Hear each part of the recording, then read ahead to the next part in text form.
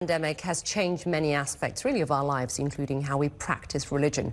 Around the world, religious leaders are taking drastic measures, like cancelling worship services and closing holy sites, really in an effort to contain the spread of the virus. Well, earlier I spoke to the lead pastor, one of South Korea's largest Presbyterian churches, along with my colleague Cyril Vanier, to see how his church is adapting as the virus spreads. Take a listen.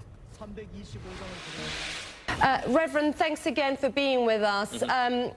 I believe your church has begun to live stream services.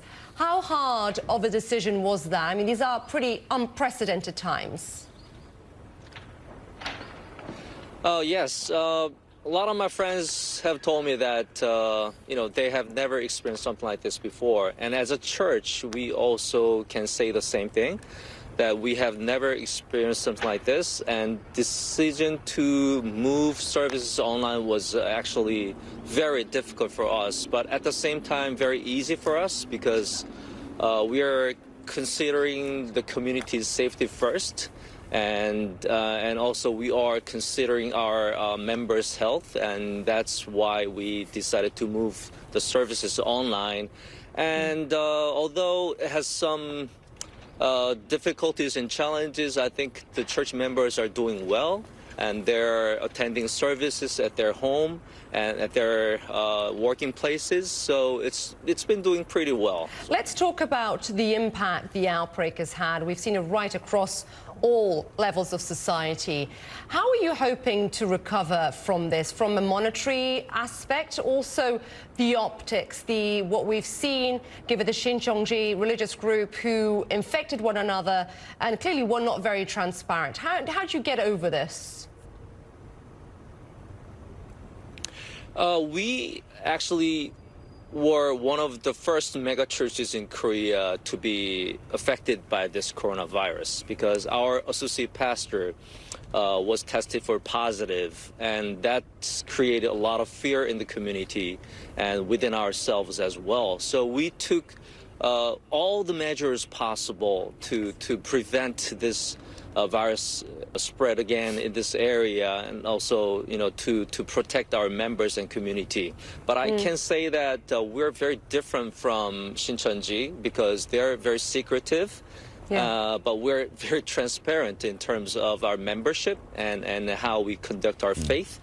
So I think we're very positive about, because in Korea, at least, we're seeing some decline in numbers of infected. And churches are trying to see how we can rebound from this huge outbreak and huge damage that has done to a lot of different aspects of society. And I wonder, Reverend, and I may be way off base here, but has this hardship, has this episode tested the faith of anybody within your community who may have wondered, why is this happening? Okay, that's, I think, a very good question. At the same time, very deep question. In the past, for example, when we see somebody die, when we see something bad happening, we usually question ourselves, what's the meaning of this? But at this point, I think there's no such question because everybody is going through this difficult time. And we're not trying to be too theological about this issue. We're not saying that we sin against God. That's why this, epidemic is upon us. We're trying to keep away from that kind of discussion at this point. And Reverend, finally, when do you think that you will be that things will return to normal there?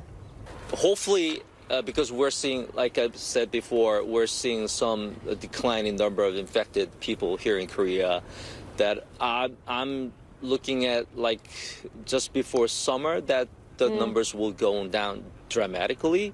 But the recovery will take a lot of time, especially for churches. I think that we'll have maybe from a few months from now, we'll have 50% of people coming back to church, and then 60%, 70%.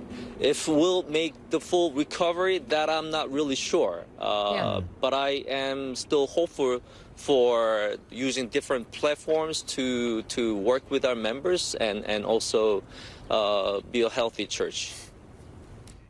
Thank you so much to Hannah Kim for taking time to speak to us here on CNN. I want to take you back to China, where the pandemic